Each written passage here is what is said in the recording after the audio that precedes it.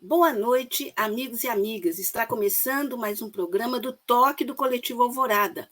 Hoje é 25 de janeiro de 2023. O programa de hoje, o programa que está sendo exibido hoje, ele, por uma questão de agenda, ele foi gravado na segunda-feira. Mas é fundamental a exibição dele hoje, porque hoje é uma data que precisa ser lembrada, é uma data muito triste e que precisa ser lembrada. Foi no 25 de janeiro, há 4 anos atrás, que a barragem de rejeitos da mina Córrego de Feijão 1, da mineradora Vale, em Brumadinho, rompeu-se. E o resto dessa história vocês conhecem. Quase 300 pessoas mortas, a destruição daquela região, de vários distritos da região, e até hoje não aconteceu nada. Ninguém foi preso, ninguém foi devidamente responsabilizado, e o pior de tudo, a maioria da população já praticamente se esqueceu desse assunto. Prova disso é que na segunda, na terça-feira, ou mesmo no dia 25, não é? Porque a gente está acompanhando isso, a mídia mineira e brasileira praticamente não deu nada sobre esse assunto. E tinha muito o que dar. Por exemplo, olha essas imagens aqui, né, que a gente vai exibir agora. Os movimentos sociais tentaram, né, tematizar essa questão. Olha aí, 4 anos do crime da Vale em Brumadinho, né, uma luta por justiça e reparação, né, e segurança. Isso aconteceu, está acontecendo, segunda, terça e quarta, e praticamente a mídia fingiu que não era com ela. Né? Lamentável. E tinha toda uma agenda, né? Tem, né? Aconteceu na segunda, na terça, hoje também teve atividade e praticamente cobertura encostando em zero. Exatamente para tratar deste assunto, eu e o jornalista Márcio Macedo, que eu chamo, né, o Márcio Macedo, para entrar aqui na sala conosco, né? Boa noite, Márcio. Boa noite, Ângela. Tudo bem com você? Boa noite a todos que nos acompanham nessa jornada. Beleza. Então, eu e o jornalista Márcio Macedo vamos entrevistar hoje o comunicólogo, mestre e doutor em administração, o Gilmar José dos Santos. O Gilmar José dos Santos, ele foi professor da UFMG, é professor da Faculdade de Administração e Ciências Contábeis da Universidade Federal de Juiz de Fora e é hoje um dos principais nomes, um dos principais especialistas quando se trata da questão de corporações, interesse público e sustentabilidade. Aliás, ele é líder de um dos importantes grupos de estudo e pesquisa neste assunto. E é com ele que nós vamos conversar hoje exatamente sobre um tema que perpassa esse assunto que nós estamos falando, que é a questão dos crimes corporativos. Boa noite, Gilmar José dos Santos. Prazer e honra tê-lo conosco. Boa noite, Ângela. Boa noite, Márcio. O prazer é meu. Boa noite, Gilmar. Está sendo entrevistado novamente, né, pelo Coletivo Alvorada. Uhum. Exatamente. O Gilmar, né, Gilmar, ele esteve aqui conosco, eu acho que em torno de 1 ano atrás, um pouco menos, quando ele lançou uma coletânea coordenada por ele também é um dos autores, tratando também dessa questão de extrativismo, de crimes envolvendo mineradoras, enfim, essa questão que tem tudo a ver com a história de Minas Gerais.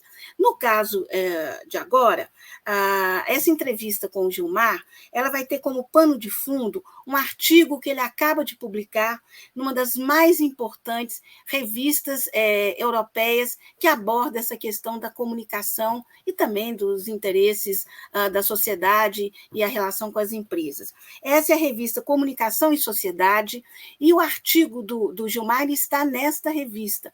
E olha, se vocês quiserem ter acesso ao artigo na íntegra deles, é só acessar esse link que está aí na tela, e eu vou pedir para a Alexandra, a produtora técnica, deixar ele um pouquinho aí para as pessoas poderem ter tempo de copiá-lo, de fotografá-lo, enfim, de registrá-lo. Então, esse artigo do Gilmar, publicado na revista Comunicação e Sociedade, tem o título de A Notificação de Homicídio Corporativo nos Rompimentos das Barragens da Samarco e da Vale por sites brasileiros. E é esse o tema, então, da nossa entrevista com o Gilmar hoje, né? E eu vou dar a partida, e na sequência o Márcio entra, né? Sempre com as perguntas muito consistentes e apropriadas que ele faz. Eu vou dar a partida perguntando para o Gilmar o que te levou, Gilmar, a fazer esse artigo que é duro, né? A primeira frase é: as empresas matam, se não me engano. O que te levou a fazer esse artigo no momento em que a maioria da população, a mídia, está aí praticamente esquecendo desses crimes corporativos? Bom, Ângela, primeiramente, né, eu sou professor de administração, né, eu sou comunicador por formação, né, na graduação, mas sou mestre e doutor em administração. Atualmente, eu sou professor de administração. E uma das preocupações que eu tenho para levar não só para os estudantes da área, né, mas para toda a comunidade acadêmica e a sociedade em geral, é a questão da responsabilidade social das organizações, das empresas, né? Então, quando eu começo o artigo, né, falando que as empresas matam, é para fazer referência a uma categoria que existe na criminologia, enquanto categoria acadêmica, mas não existe na lei brasileira, que é o homicídio corporativo. Então, a lei brasileira ela só reconhece o homicídio individual, de pessoas, né? Ou de um grupo de pessoas, né? Mas motivado por interesses individuais. Não existe, por exemplo, o homicídio praticado por uma entidade jurídica, uma pessoa jurídica. Tanto que, nos crimes da Samarco, em Mariana, e da Vale, em Brumadinho, pessoas foram indiciadas, né, vão ser julgados, os processos não ficam, vai e volta, mas o dia que ele for julgado, quem vão ser julgados ali vão ser pessoas, vão ser executivos das empresas. Eles tiveram responsabilidade? Sim. Né, mas o que a gente tem que entender é que antes da responsabilidade deles, tem uma responsabilidade aí da corporação, que desde a sua criação, né, ao longo das décadas, ela estrutura as suas atividades produtivas de uma maneira nociva, deletéria e arriscada para os trabalhadores, né, para as populações, né, da vizinhança, para os seus consumidores. Então, existe toda uma cadeia aí de responsabilização que não é só o executivo que praticou, né? Então, esses executivos, eles fluidos, né? Mas se a empresa continuar explorando, no caso da mineradora, né? continuar explorando minério da forma como que ela vem explorando, não só as mineradoras, né, mas qualquer organização, né, se ela não mudar a forma de exercer a sua atividade produtiva, ela vai continuar colocando a vida de pessoas em risco, né? Então, esse artigo é mais eu começo ele com essa frase, é mais uma provocação para dizer o seguinte: olha, não é porque não está na lei brasileira que não foi homicídio corporativo. Né? Inclusive, quando eu comecei a pesquisa, muitos colegas meus da área do direito, né, falaram: olha, pode ter um problema essa sua pesquisa, porque essa categoria não existe. Pode não existir na lei, mas enquanto a categoria da criminologia, ela existe. Tanto que em alguns países existe a lei que pune crimes corporativos. A Inglaterra, o Reino Unido, né, por exemplo, aprovou uma lei em 2007, se não me engano. Nova Zelândia tem uma lei também parecida, né, em alguns casos, mas no Brasil não tem. Então, por que foi homicídio? Né? Porque, primeiro, que não foi um acidente, né? Aquelas pessoas vítimas fatais, né, ou não, né, desses dois crimes, elas não estavam ali, por exemplo, nadando, se divertindo, né, numa cachoeira, e de repente veio uma cabeça d'água, né, e várias pessoas se afogaram. Né? Não foi isso que aconteceu. Né? Quase todos estavam trabalhando, né, ou na empresa, ou ali nas suas comunidades, né, muitos eram pequenos produtores rurais, e a morte dessas pessoas, né, foi resultado, né, de uma série de decisões que estão ligadas às atividades produtivas, né, de uma mineradora. né? E essa empresa, igual eu falei, ela estruturou a sua atividade de uma forma que ela coloca em risco a vida de seres humanos, né, de animais, do meio ambiente. Então, não é difícil estabelecer o nexo causal aí, né? A gente sabe, né, que a barragem rompeu, né, por laudos falsificados, né, e a própria existência da barragem em si, né, já é uma forma arriscada de você explorar a mineração. E a gente sabe que existem outros métodos mais seguros, só que são métodos mais caros, né? Então, como que prevalece é o interesse do acionista, a empresa, né, ela optou por colocar a vida de pessoas em risco, né, trabalhadores e membros da comunidade, em prol do lucro.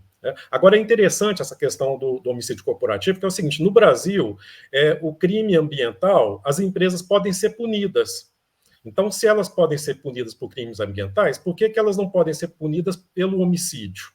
Né? Porque muitos especialistas da área de direito, conversando com eles, disseram que a grande dificuldade de você estabelecer na lei a punição de crime corporativo é que é difícil você estabelecer o nexo causal entre a morte de alguém e a empresa. Só que, se existe o crime ambiental em que empresas podem ser punidas, né, por que o homicídio corporativo ele não pode ser também punido? Né? Você não pode ter essa lei.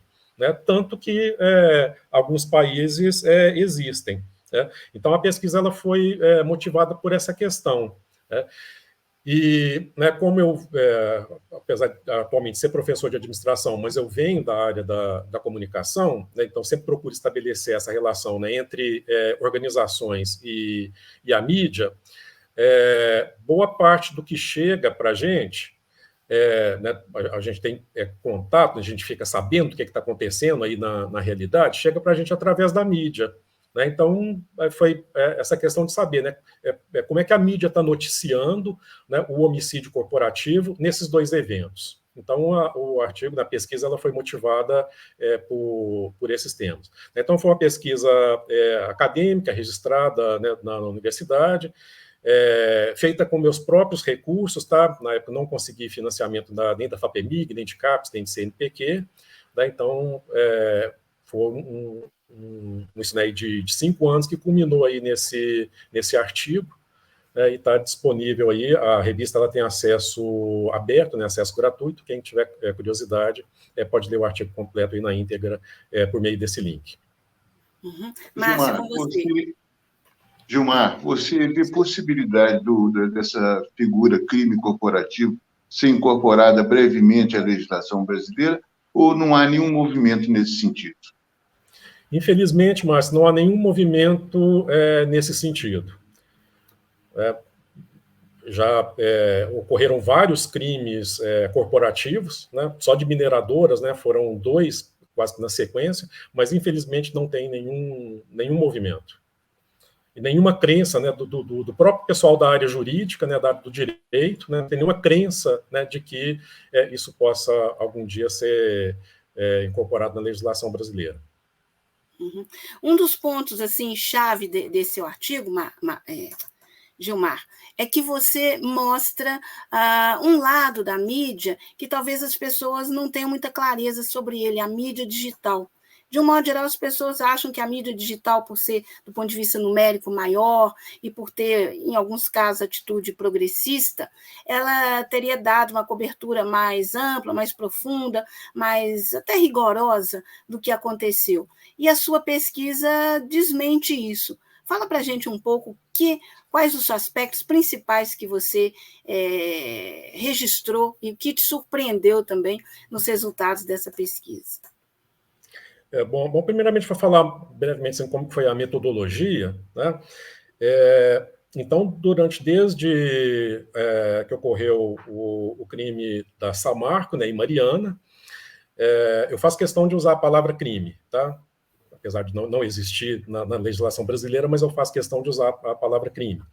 Então, desde que ocorreu esse crime, lá no final de 2015, né, eu comecei a buscar notícias na mídia digital, até por uma questão de acesso, né, e fui selecionando, né, esse material e, ao final, eu retirei uma amostra, né, tirei uma amostra aleatória, né, eu sorteei, né, numerei as notícias e sorteei, e tirei uma amostra de 318 matérias. Né. Como eu falei, né, eu fiz a pesquisa com os meus próprios recursos, então não deu para eu fazer a análise de todas as 3.000 e não sei quantas matérias que foram publicadas aí, durante esse período que eu coletei.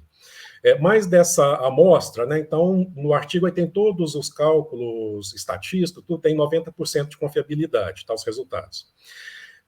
Então, eu peguei essas 318 matérias que foram publicadas online, 137 foi sobre a Samarco, em Mariana, e 180 sobre o crime da Vale, em Brumadinho. Então, no caso de Mariana, foi desde a ocorrência, né, lá do evento, em 5 de novembro de 2015, até o dia 7 de dezembro de 2016, que foi quando a Justiça aceitou a denúncia, né, e o processo começou a correr em âmbito criminal. E o da Vale foi também desde o dia que ocorreu o crime, 25 de janeiro de 2019, até 5 de fevereiro do ano passado, de 2022, que foi quando o Ministério Público de Minas Gerais conseguiu, né, um recurso para que o processo tramitasse em nível na Justiça Estadual, porque esse processo ele vai e volta, né, que é uma jogada, né, que os advogados da Vale estão fazendo, né, para agora ele ser julgado, foi decidido agora, né, recentemente, há alguns dias, não sei se uma semana, que a Rosa Weber decidiu que ele vai ser tramitado na esfera federal. Então, isso é um dos motivos que acabou atrasando, né, bastante aí o julgamento desse crime. Né, e tem, inclusive, o risco de prescrever. Né, a Rosa Weber, no despacho, ela, inclusive, fala, né, para começar a tramitar imediatamente, né, sob o risco desse crime ele prescrever. Bom, então, de onde que vem essas matérias que eu analisei? Vem, primeiro, de 5 sites alternativos independentes, né, que é o Brasil 247, Carta Capital, Conversa Fiada, Nexo e Tijolaço. Eu escolhi esses 5 sites, né, pela repercussão que eles têm, né, e também pela indicação da própria professora Ângela, né, que validou, né, na época. Falei, Ângela, esses seriam um conjunto, né, de sites bons, para ter uma representatividade, né, de mídia alternativa independente. E peguei 2 sites da mídia mainstream, né, da grande mídia, que é o Globo.com e o UOL Folha de São Paulo. Então, o que eu analisei nesse material? Primeiro, a frequência de noticiação, ou seja, a frequência que esse assunto ele é pautado nas edições aí desses 7 veículos. E aí a gente observa um fenômeno que, na teoria jornalística, que chama de news flashpoints. Seria como se fosse o momento em que aquela notícia bomba. Né? Então a gente percebe isso, né, que nos dias subsequentes, né, à ocorrência dos crimes, se concentra praticamente 90% do material que foi publicado até então. Aquilo que a Ângela falou, né? Hoje em dia, né, a gente nem está ouvindo falar mais. Né? Então, esse é um fenômeno, né, do jornalismo. Por quê? Porque o ciclo da notícia ele é diferente do ciclo dos fatos, principalmente o ciclo jurídico, né, que é mais lento, né, as coisas demoram mais a tramitar. E hoje, por exemplo, a gente não esqueceu, né, desses crimes, né, não esquecemos aí dessas 2 tragédias, né? E nós estamos ansiosos, né? Qualquer pessoa, né? Que você perguntar, eles estão ansiosos para ver os responsáveis serem punidos, tá?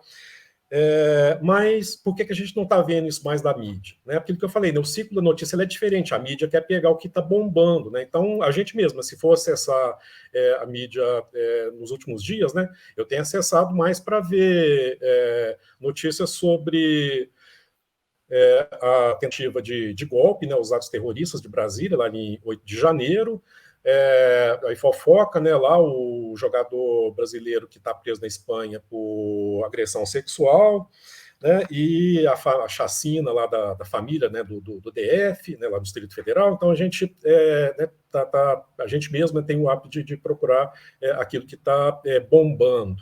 né? Então, a mídia ela vai seguir esse ciclo, né? Com isso, né, muitos fatos caem no que a gente chama de espiral do silêncio, né? Então, quantas coisas que aconteceram aí que a gente não fala mais, né? Um exemplo, o Helicoca, né, aquele helicóptero, né, que foi apreendido aí com meia tonelada de cocaína. Hoje ninguém fala mais, por quê? Né? Aquele fato, na época, foi muito noticiado, mas depois caiu nessa espiral de silêncio. E esses dois eventos, aí, nessas duas tragédias crime, né, da Samarco e da Vale, Mariana e Brumadinho, respectivamente, então eles, na pesquisa, eu constato, né, que eles caíram aí, né, nesse fenômeno aí de news flash, né, de bombar. Outra dimensão que eu analisei nessa pesquisa foi a ênfase e a visibilidade que essas notícias deram a essa categoria, né, homicídio, no material analisado. Então, eu olhei para isso, né, eu olhei para categorias. Sim. Bem, eu acompanho sempre o site, eu sempre acompanho os sites independentes e vejo que muitas vezes eles trabalham, como sua pesquisa também constatou, que eles trabalham pautados aí pela imprensa dita corporativa.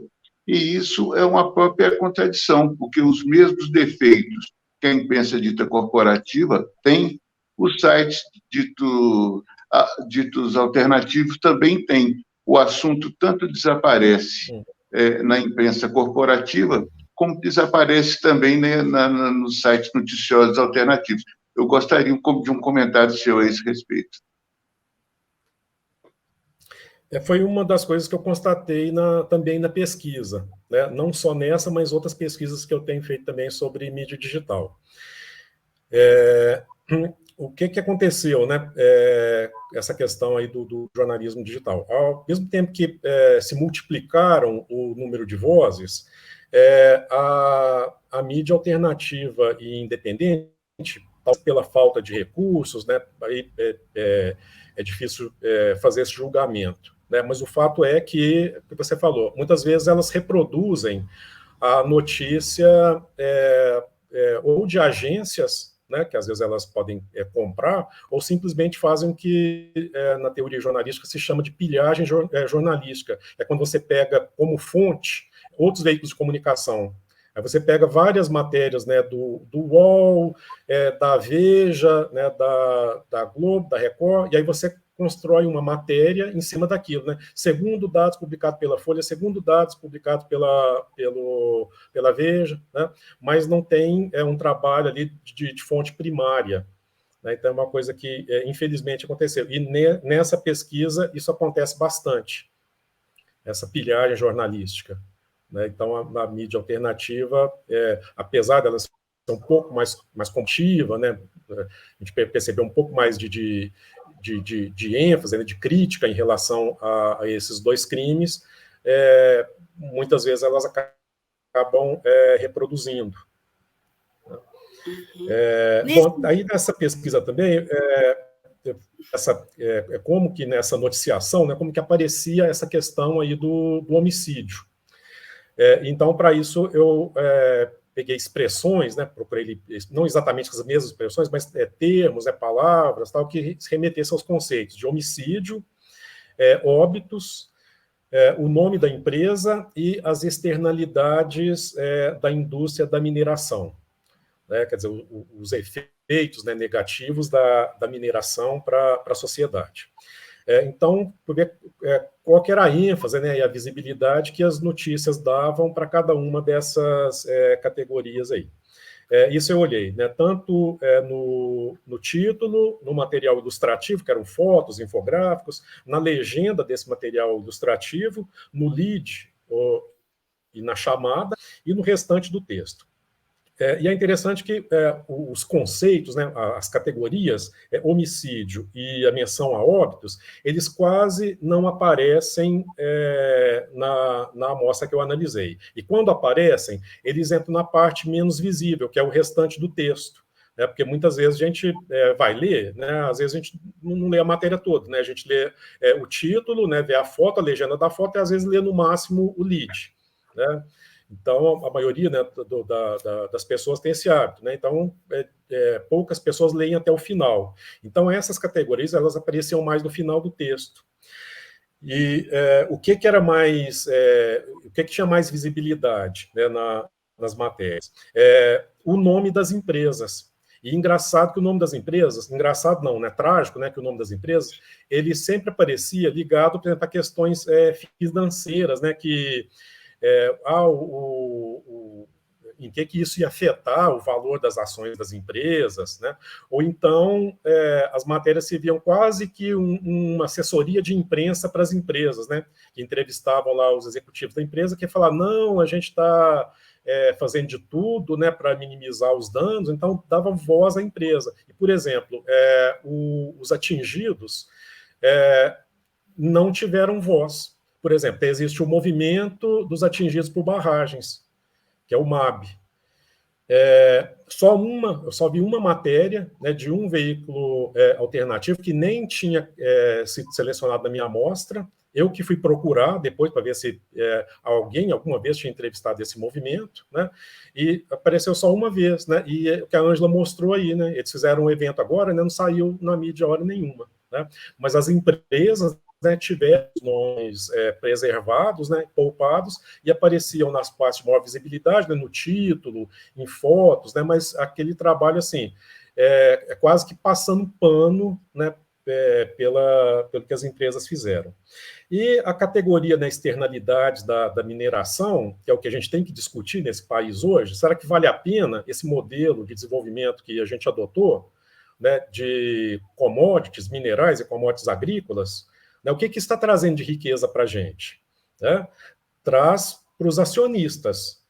Né? E na hora do prejuízo, aí sim, né, quem assume o prejuízo é a maioria da população. Né? Então, isso praticamente não aparece. Aparece pouquíssimas vezes, né, numas 3 matérias da mídia alternativa independente e em uma matéria da mídia dita corporativa, né, da mídia mainstream. E outra coisa que eu investiguei nessa pesquisa foi o enquadramento noticioso, né? A gente sabe que a notícia não é só aquilo que está escrito, aquilo que é veiculado, mas como, né, que aquilo é escrito, como que aquilo é veiculado, né? Que às vezes você pode... uma matéria não tem nada falso, né? Não tem nenhuma mentira, nem nada ali. Mas a forma, né, até o estilo do texto, né, acaba... às vezes mudando o sentido, ou dando uma ênfase, né, uma angulação ali no texto, que acaba enfatizando aquilo que interessa a um determinado grupo, ao grande capital, por exemplo, né, e omitindo coisas que são de interesse público, de interesse da sociedade. Bom, então, em primeiro lugar, o estilo jornalístico. A maioria das matérias publicadas é a chamada notícia curta, né, em torno ali de 250 a 300 palavras. Em seguida, vem o gênero opinião, né, que é muito importante, né, mas não é fato. Né? É importante, né, para despertar o espírito crítico das pessoas, mas não é o caso aqui. Tá? E as notas curtas, né, aquelas notinhas curtas, né, que também, né, podem cumprir a sua função, mas os gêneros mais elaborados, né, por exemplo, a reportagem, nessa amostra que eu peguei só apareceu uma vez, e a entrevista só apareceram 3 vezes, e mesmo assim nessas entrevistas, igual eu falei, nenhuma delas, né, é para dar voz a um movimento, né, organizado, por exemplo, igual o MAP. A maioria, né, igual eu já falei, né, Márcio, é material de fonte secundária, né, pilhagem jornalística. O enquadramento, né, que eles dão é de acidente ou tragédia, né, não entra aí como crime ambiental ou como homicídio. Né? Então, é sempre aquelas matérias, né, que a gente vê no Fantástico, né? Bem sensacionalistas, né? Lá que vai entrevistar a família que perdeu tudo, né? Ou então a moça que tinha acabado de se casar, né? E tinha sonho tudo e morreu, era funcionária da empresa e morreu soterrada ali. Então, muito foco nesse aspecto, né, e mais da tragédia, né, do que exatamente, né, na questão, né, de que foi um homicídio, né, e que tem aí uma cadeia, né, de responsabilizações aí por trás que tem que ser apurada e que essas pessoas têm que ser julgadas. Muito foco no aspecto financeiro, né, das empresas, igual eu já falei, e uma relutância, talvez intencional, principalmente na mídia, em associar o nome das empresas aos crimes. Né, tanto que a gente viu, né, cansou de ver, a lama de Mariana, né, está chegando ao Oceano Atlântico, né, a lama de Brumadinho, né, já atingiu a bacia de São Francisco, né, como se as cidades tivessem culpa. Né? No caso de Mariana, a cidade até teve prejuízo, porque muita gente, é uma cidade turística, né, muita gente deixou de ir em Mariana porque achou que a cidade inteira tinha sido arrasada e tudo. Né? Então não é a lama de Mariana. Né? Mariana, a cidade não tem culpa nenhuma. A cidade ela é refém, né, aí da Samar. Essas notícias mais incisivas, né, sobre o crime, alguns veículos publicavam, mas às vezes publicavam mais na voz de outras pessoas. Né? Então, a ex-ministra do Ambiente, Marina Silva, né, disse isso, aquilo e aquilo. Né? O ex-presidente Lula falou isso e aquilo. Né? O veículo mesmo não fala por si, né, quando uma coisa mais incisiva, né, e de culpabilização das empresas. Né, praticamente nada aí sobre as externalidades. Então, no geral, o que a gente vê? Né, o que pode se concluir, né, dessa pesquisa? Que vai ao encontro de várias pesquisas sobre homicídio corporativo no mundo inteiro. Infelizmente, no Brasil, tem poucas pessoas pesquisando isso, né, mas Estados Unidos e Inglaterra têm um volume aí de pesquisas interessantes sobre esse tema. E esses resultados que eu encontrei, eles vão ao encontro, né, dessas pesquisas que têm sido feitas, que é uma neutralização da sociedade em relação a esses crimes. Aí talvez por isso, Márcio, que a gente não tem perspectiva de ver isso, né, se transformar em lei, né, e as empresas serem punidas, né, pelos seus crimes corporativos. Antes da gente prosseguir, eu quero, né, agradecer a todos e todas que já estão nos acompanhando e pedir, como sempre, né, que vocês, se ainda não se inscreveram no canal do Coletivo Alvorada, vão lá no YouTube, acessem o sininho e se inscrevam. Porque se você se inscrevendo no canal do Coletivo Alvorada, vocês vão passar a ter informação de tudo o que o Coletivo Alvorada faz. Olha, são 10 programas, entre programas semanais e mensais, e uma série de atividades que envolvem ações na área nas ruas, né, nas redes, enfim, ações pedagógicas, ações de atividade política, e em 2023, mais do que nunca, o Coletivo Alvorada está e vai estar em ação. Então, por favor, vão lá, se inscrevam e compartilhem o conteúdo com familiares, com as pessoas amigas, com quem vocês acham que possam ter interesse por esse tipo de debate, de entrevista que a gente faz. Porque nós somos parte da mídia independente, a mídia que não tem patrão, a mídia que não depende de anunciante, e aí a gente não tem rabo preso, e a gente pode fazer entrevistas como essa que está acontecendo agora com o professor Gilmar José dos Santos, da Universidade Federal de Juiz de Fora. Então, dando continuidade à entrevista que o jornalista Márcio Macedo e eu estamos fazendo, eu pergunto agora para o Gilmar a que ele atribui, né, esse resultado da pesquisa dele, ou seja, a mídia digital, a mídia que a gente pode chamar de independente, ela não teve, né, nesses 2 episódios estudados, uma cobertura que fizesse, digamos assim, a diferença. Que isso aconteça na mídia tradicional, na auto-intitulada grande mídia, na mídia corporativa, nenhuma novidade. A chamada mídia mainstream, como o Gilmar disse. Mas na mídia digital não deixa de ser novidade para a gente. A que se atribui, Gilmar, que também na mídia digital esse tipo de problema seja recorrente?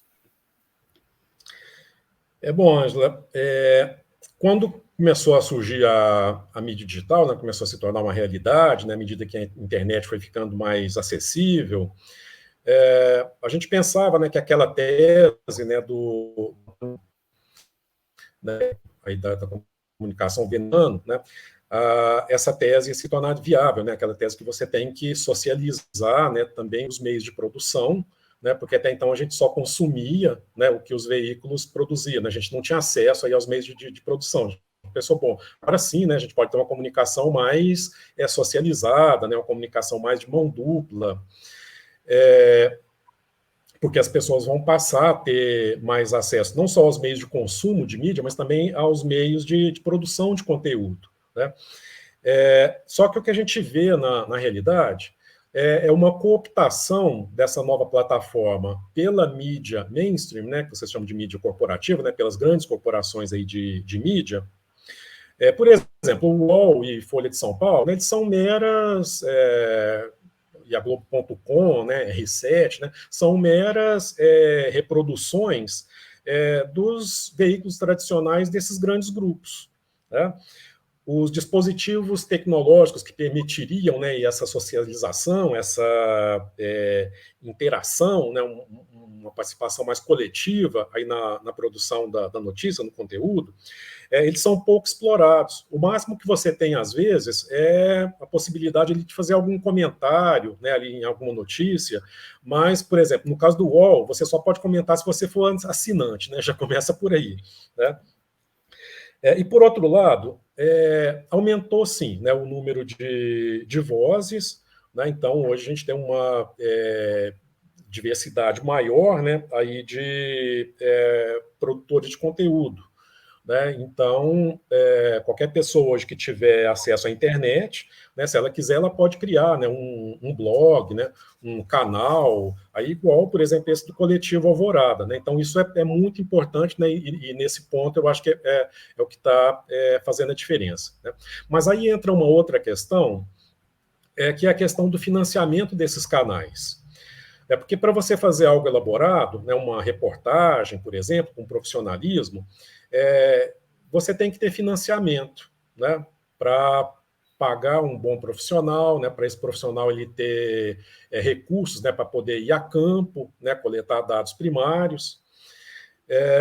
Agora, o que eu vi, né, nessa minha pesquisa, né, foi uma voz muito tímida dos sites alternativos e independentes em relação a esse conceito de crime corporativo. Então, muitos deles chegavam a reproduzir notícias de agências, né, sem pouquíssima modificação, e grande parte de material pilhado da grande mídia. Então, quando eu tive a ideia, né, de fazer a pesquisa, eu esperava, né, uma voz mais combativa desses veículos, né? Ainda, né, com as suas limitações de recursos, né, eu esperava uma voz mais combativa. Foram sim, né, se você for comparar, né, eles foram, né, mais, de certa forma, mais combativos e tudo, mas eu esperava mais, né? Então, Ângela, não sei se atribuir essa questão só de falta de financiamento, né? Ou aí teria que fazer uma pesquisa aí, né, sociológica e tal, das condições aí de produção desses veículos. Infelizmente, a minha pesquisa ela só se concentrou no conteúdo publicado, né? Eu não fui atrás, né, das empresas para saber como, né, que aquilo foi decidido, né, como que aquele conteúdo foi elaborado. Gilmar, você vê alguma semelhança na postura da mídia em relação aos crimes de Brumadinho e Mariana e a dizimação dos Yanomamis, que só tornou visível por causa da visita presidencial desse último fim de semana? Bom, para responder assim, né, de forma científica, teria que fazer uma pesquisa, né? Eu confesso, né, que eu né, fiquei sabendo que tinha combinado com essa situação, né, com a ida do presidente Lula lá, né?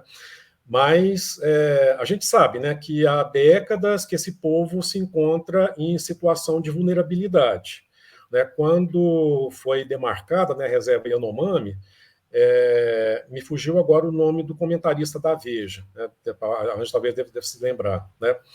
Era um comentarista extremamente conservador, né, e chamando, né, criticando, né, falando que aquilo estava transformando os Yanomamis nos maiores latifundiários, né, do Brasil.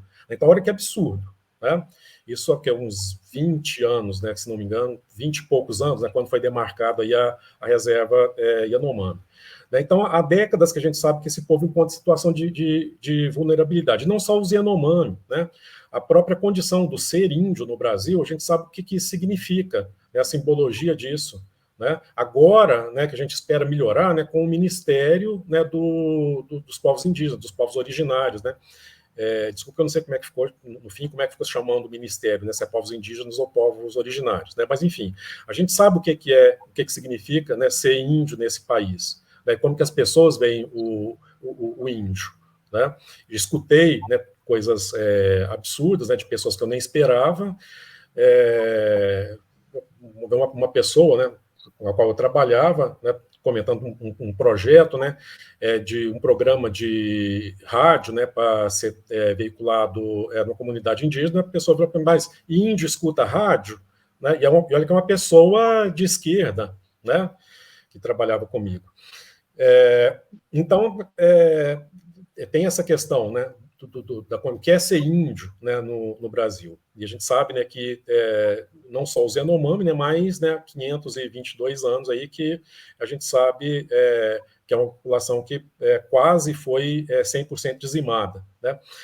Mas, no caso, né, esse caso especificamente, como eu falei, eu só fiquei sabendo, né, que a coisa tinha culminado naquela situação, né, que tinha compatriotas nossos, né, definhando por falta de assistência, que é dever do Estado, dever do poder público, agora com a visita do Lula, né, que a mídia foi lá e cobriu. Os motivos do silenciamento da mídia, eu não sei, né, porque para coisas virar fato jornalístico, né, ter questão de valor, notícia, né, aí eu não sei, né, mas eu não sei se foi negligência, né, ou se foi em alinhamento com o governo anterior, né, mas é um exemplo, né, de que a maioria das coisas que a gente toma conhecimento, elas só chegam para a gente através da mídia. E se a mídia não pauta, é como se aquilo não tivesse existindo. Uhum. Nós estamos falando, né, de invisibilidades, né, porque se não sai na mídia, enfim, a maioria não sabe, né, como no caso do genocídio, que vinha sendo vítima nesses 6 anos de golpe no Brasil, a etnia Yanomami. Eu gostaria também de puxar o assunto para um outro crime corporativo que está aí, né, na crista, que é a questão das lojas americanas, né?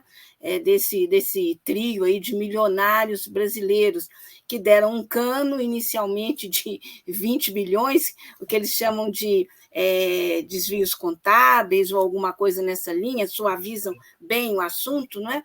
Mas que, na prática, esse valor, me parece que pode ser multiplicado algumas vezes e vai ter implicações enormes se nada acontecer para governos, para acionistas, para o próprio mercado e, sobretudo, para o pequeno investidor, aquele que o agente dele, né, nas empresas aí de operação nessa linha, diziam, isso aqui é um bom produto para você investir, e vai lá, né, aquela pessoa aposentada que economizou, né, os trocadinhos a vida inteira e, de repente, ela se vê sem nada, né? Enquanto que os ricaços possivelmente saiam melhor do que entraram nessa parada. Como é que você está vendo a situação das americanas, Gilmar?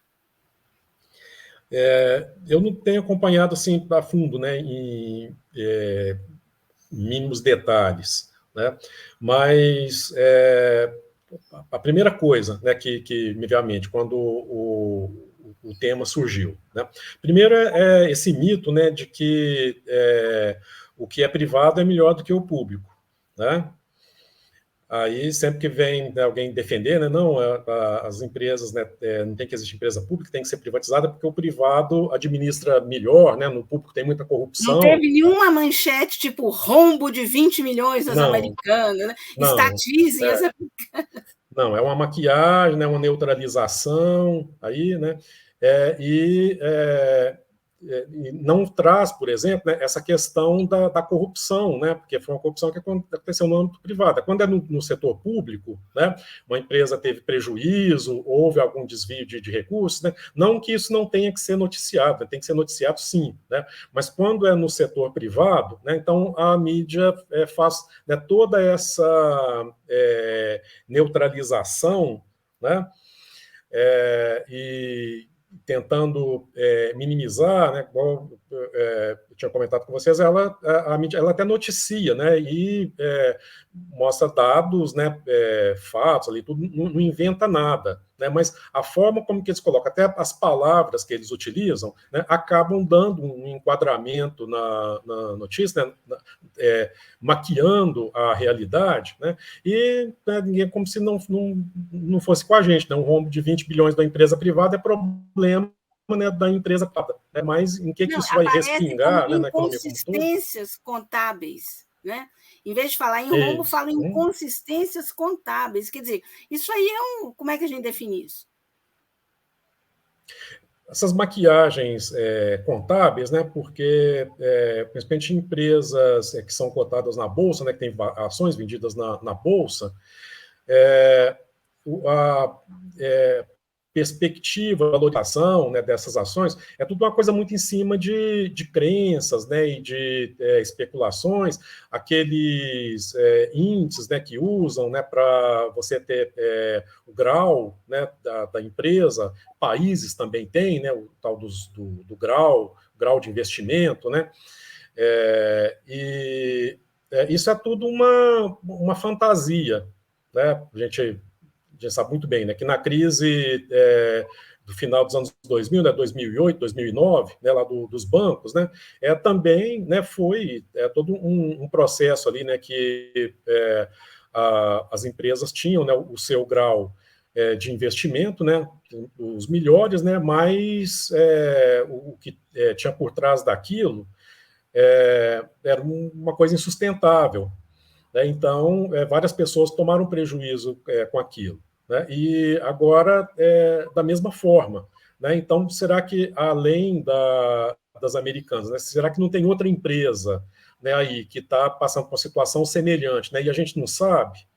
Né, porque essas empresas, quando elas são listadas na Bolsa, elas são obrigadas a publicar o balanço, né, seus demonstrativos financeiros. Mas quem me garante, né, que aquilo ali, aqueles números ali, né, estão refletindo a verdade? Né? Acontece, né, no caso aí dessa empresa, né, que aí a gente fica sabendo. Né? O próprio caso Eike Batista, né? Eu tive a curiosidade, né, fiz um trabalho não para publicar, mas para utilizar em sala de aula, né, pegando as capas das revistas, da revista Exame, né, em que o Eike Batista aparece. Né? Então, primeiro ele aparece, né, como, né, o vitorioso, né? Tem um que chama ele de Eike Xiaoping, né, comparando ele lá com o Deng Xiaoping da China, né? E depois, né, que acontece o rombo lá descobre-se, né, que aquilo lá era uma fantasia, né, que não tinha nada consistente por trás daquilo, né? Então, aí eles já começaram até a fazer trocadilho, né, com o nome dele, né, já tipo assim, vamos descartar esse personagem agora, vamos procurar outro, né, porque a mídia, principalmente a mídia, né, dessa área empresarial financeira, né, ela vive muito em cima de fantasias, né, de histórias, né, de ficção. Gilmar, você mostra no seu trabalho com muita clareza que os pobres, mais uma vez, foram responsabilizados pelas mortes, pelos estragos, pela perda de bens que eles próprios tiveram nessa tragédia-crime. Né? E o pobre é um estorvo, é um transgressor, como você bem mostra. E eu queria saber o que pode ser feito, como desconstruir essa imagem do pobre. Porque se a imagem do pobre apareceu assim, nesse seu trabalho, em relação aos crimes de Mariana e Brumadinho, ele aparece assim outras vezes também. Então, eu queria saber se você já pensou Como desconstruir essa imagem do pobre, de transgressor, de responsável por muita coisa que, na verdade, ele é a vítima? É uma coisa muito difícil, né? Porque ela já vem aí, uma coisa arraigada, né, na sociedade, não só aqui, né, mas no mundo inteiro. E um conceito aí que a gente está precisando discutir, né? Já temos pautado a questão do racismo, né, da igualdade de gêneros, né, da homofobia. Né? Uma categoria que nós vamos discutir é a questão da aporofobia, né, que é desse ódio ao pobre. E no dia a dia nós estamos, né, reforçando essa discriminação, né, esse ódio ao pobre, as próprias piadas que às vezes a gente faz, né? Lembro da Globo, chama de um humor muito famoso, né, com o Miguel Falabella, que fazia um personagem chamado Caco Antibes, né, que falava que detestava pobre, né, ele fazia piada sobre pobre, né, e a gente ria daquilo, né? Então, começa por aí, né? E a pobreza, né, ela é uma condição, né? E num país em que a pessoa trabalha, né, e recebe um salário com o qual ela não consegue fazer frente às suas necessidades mais básicas, e ela não consegue consumir o que ela mesma produz, essa sociedade não tem como desenvolver, não tem como ir para frente, né? Então, a gente tem que lutar, né, por essa justiça social, né? Então, em todos esses âmbitos, né, desde dessa nossa corriqueira, né, de zombar do pobre, né, e da condição do pobre, né, até, né, digamos, se for preciso, né, engajar numa revolução mesmo, né, para uma distribuição melhor aí dessas do que a sociedade produz, né? E não essa questão, né, de quando é para socializar as coisas ruins, né, igual no caso aí desses 2 crimes ambientais, aí socializa-se com a maior facilidade. Né? Mas quando é para socializar os ganhos, né, aí as dificuldades são enormes. Né? Não, porque não podemos aumentar o salário mínimo, porque senão isso vai ter problema no governo também, que o governo vai ter que aumentar a aposentadoria, né, e vai acontecer isso, vai acontecer aquilo. Né? Ah, não, temos que fazer a reforma da Previdência, porque senão o sistema aqui... Né? Então, quem é dependente de previdência nesse país, né, é o pobre, né, é a classe média, que se acha rica, mas na verdade é pobre também, e o pobre mesmo, né, miserável, que depende aí não só da previdência, mas da assistência também. Né? Então, nós temos que mudar, né, essa visão, né, do que é ser pobre, né, que isso é uma condição. Né? Então, quando uma empresa, né, vai se instalar, né, num determinado lugar, né, ali com seu grande capital, né, e muitas vezes em conluio ali com o Estado, né, com o poder público, né, seja com o prefeito, com o governador, né, com o presidente, né, não se leva em consideração o que aquilo vai trazer de benefício para a população pobre ali daquele lugar. Então, geralmente fala, vai gerar emprego, né, vai movimentar a economia, mas a gente não tem visto isso ao longo dos anos. Pois esse país já está com 522 anos, né? Vai fazer 523 agora, né, em abril, né? E a gente não viu ainda, né? Então, já tivemos o ciclo do pau-brasil, né, do açúcar, do ouro, a gente só vê as nossas riquezas indo embora. Né? Então, quando essas empresas se instalam, então nós sempre temos aquela promessa, né, da modernidade. Né? Ah, mas aí vai ter que desapropriar o terreno aqui dos pequenos produtores. Ah, né, o rio que passa pode ser contaminado. Né? Não, mas é uma empresa, né, moderna. Né? O pequeno produtor ele é atrasado. Né? Então, ele pode tirar as vaquinhas dele em outro lugar e tudo, né? Nós não podemos abrir mão, né, de uma grande empresa, né, que vai instalar aqui, né, na localidade, né, e vai trazer emprego, vai trazer mais recursos e tudo, mas até hoje eu não vi, né, isso trazer riqueza para a população como um todo, não. Só vi poucos, né, sendo beneficiados aí desse modelo de desenvolvimento. Nós estamos caminhando para a parte final do programa, mas ainda dá tempo da gente fazer 2 perguntas, eu faço uma, o Márcio faz outra, e depois a gente pedir as considerações finais do Gilmar.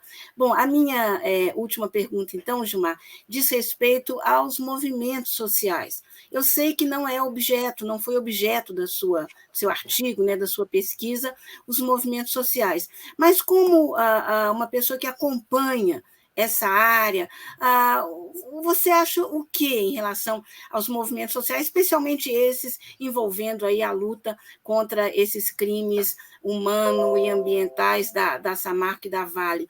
Você acha que os movimentos sociais têm ido a fundo e isso não está aparecendo porque realmente a mídia não dá espaço para eles? O que você acha? Sim, os movimentos sociais eles têm um papel muito relevante, né? E, infelizmente, a mídia ela não dá espaço, né? E isso acaba, né, tirando muito protagonismo, até a motivação das pessoas, né, de participarem desses movimentos, né, desses coletivos. Né? Se eles tivessem mais visibilidade, talvez, eu nem sei, por exemplo, se aqui perto, né, eu moro em Juiz de Fora, não sei se aqui perto na região, se tem, né, algum braço, alguma coisa, né, de movimentos, né, ligados nessa questão, né, de atingidos por barragem ou de pessoas não atingidas pela atividade da mineração, né, e nem o que está sendo feito. Né? E não fica só na área da mineração, né? Você pega, por exemplo, na área do setor agrário, né, o MST, né, eu só agora, né, eu só sei muitas coisas que o MST faz, né, porque eu tenho uma colega, né, professora aqui também, na faculdade, né, que ela é pesquisadora, mas também militante, né, do MST, e eu tenho as informações por meio dela, né, porque fora isso, o que aparece na mídia sobre MST é que invade terra, né, mas a gente sabe que tem todo um trabalho, né, inclusive o MST está mandando recursos, né, para os Yanomami. Né? Vão fazer doações para os Yanomami. Né? Tem escolas, tem universidade, né? Tem um trabalho muito rico e amplo no que diz respeito à educação. Né? Então, eu acho que são atores muito importantes. Né? E, agora, sim, em relação à questão da mídia, né? Os movimentos assim, em prol, né, da melhoria da mídia, né, eu acho que a gente precisa desses movimentos, né, mas eu acho que já bons trabalhos foram feitos em relação à publicidade infantil, à publicidade do tabaco, né? Isso foi muito em questão assim, de movimentos, né, que fizeram aí ser colocadas essas restrições. Né? Mas eu acho que a gente tem que ir além. Né? Se a gente não tiver um processo assim, de educação midiática, a coisa que começar lá da primeira infância, então eu defendo, por exemplo, que a mídia ela tem que ser uma matéria que se aprende desde o início lá da alfabetização da criança, né, que ela acompanha a formação do cidadão até a fase adulta. Né? Igual você tem português, matemática, né, tinha que ter uma disciplina lá também, né, de letramento midiático, alguma coisa assim.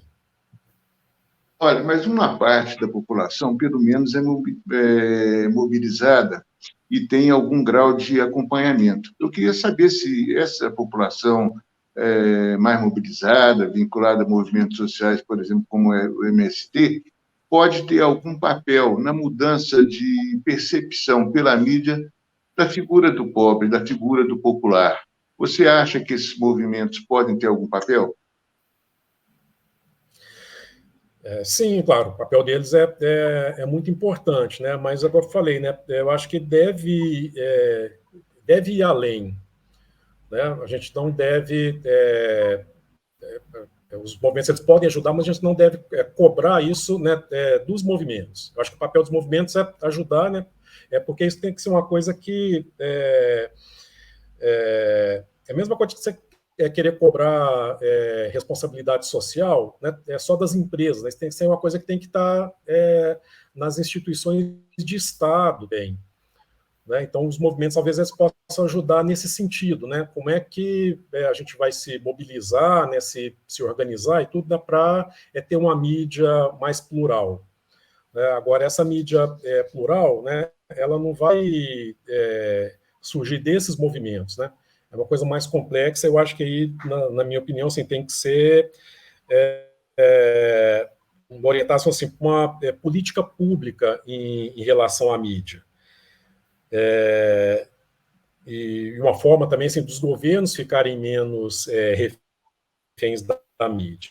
Por exemplo, cadê as conferências de comunicação? Né? Aliás, eu até estava mexendo aqui, né, e encontrei, né, não sei se você se lembra, né, até hoje nós tivemos só uma Conferência Nacional de Comunicação. E a Ângela lembra o desastre que foi essa conferência. Né? Os grandes veículos boicotaram, o próprio ministro da comunicação, o ministério, né, na época, né, a gente achou meio estranho, assim, parecia que o próprio ministério estava boicotando a própria conferência dele, e depois não teve nenhuma outra. Né? Então, talvez esses movimentos sociais, nesses fóruns, né, se tivessem esses fóruns, eles podem ajudar, né, a mobilizar ali. Né? Márcio, você quer comentar alguma coisa antes de eu pedir as considerações finais do Gilmar? Não, eu estou satisfeito com as respostas. Bom, gente, a gente está chegando ao final de mais um programa, Toque do Coletivo Alvorada. Hoje nós entrevistamos o professor Gilmar José dos Santos, um especialista na questão aí de empresas, especialmente essa questão envolvendo as corporações, o interesse público e a sustentabilidade. Ele é líder de um grupo dos mais importantes grupos de pesquisa, o Opus, né? E, enfim, eu vou pedir ao professor Gilmar José dos Santos para fazer as suas considerações finais, lembrando que a entrevista que deu origem, digamos assim, o artigo que deu origem a essa entrevista foi um artigo que o professor Gilmar publicou na importante revista europeia Comunicação e Sociedade, ela é editada em Portugal. O link, para quem quiser ter acesso ao texto integral desse artigo do professor Gilmar, está aí na tela, esse vocês podem copiar. Né? E, então, a gente quer agradecer muito a disponibilidade dele, esperamos poder contar com sua presença outras vezes aqui no Toque do Coletivo Alvorada. Então, a palavra agora é para você, Gilmar, para suas considerações finais. Bom, Ângela, fica a questão aí, né, da nossa luta, né, por uma mídia que tem uma regulação, né, quando a gente fala regulação, sempre o pessoal acha que é censura, né, que é ter um controle, né, mas não nesse sentido. Né? Não só uma mídia pública, né, porque pública já existe. Né? A gente tem já várias emissoras e vários veículos públicos, né? Mas público no sentido, né, de você ter uma independência, né, um controle social e uma fórmula de financiamento público, né, que não os deixe reféns aí, né, de interesses privados, né, e interesses político-eleitoreiros. Né? Então, não é porque hoje, né, a gente tem essa facilidade, né, de acesso, né, à produção, que a qualidade da mídia melhorou. Né? Então, ao mesmo tempo que aumentam vozes, né, no campo progressista, democrático, a gente viu também que aumentaram as vozes, né, no campo conservador, né, e fascista. Né? Então, daí a necessidade, né, da gente ter instrumentos aí de regulação, né, e políticas em relação à mídia, né, que comecem pela educação. Né? Então, uma coisa assim que hoje que eu estou começando a militar, né, é pela inclusão,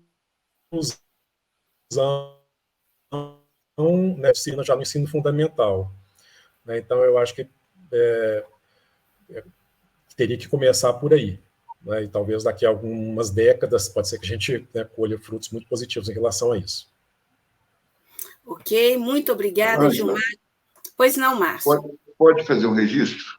Pode, deve. Bem, é só lembrando que o ministro-chefe da SECOM, Carlos Pimenta, está hoje em Buenos Aires, acompanhando o presidente Lula, para uma troca de experiências sobre TV pública com os argentinos.